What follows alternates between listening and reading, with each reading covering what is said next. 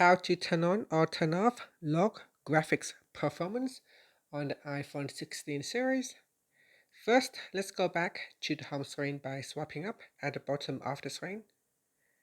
Now from the home screen, tap on Settings. Then in the Settings page, we scroll down. And in here, tap on Developer. Now if you do not have Developer, you can turn it on by going to Privacy and Security. Then we scroll down, and in here tap on Developer Mode, and then in here you can turn on Developer. Now we go back into Settings and tap on Developer. Next, scroll down, and in here you can tap on Lock Graphics Performance. Tap on the toggle button to turn it off or switch it on. And that's it. Finally, you can swipe up to return back to the home screen.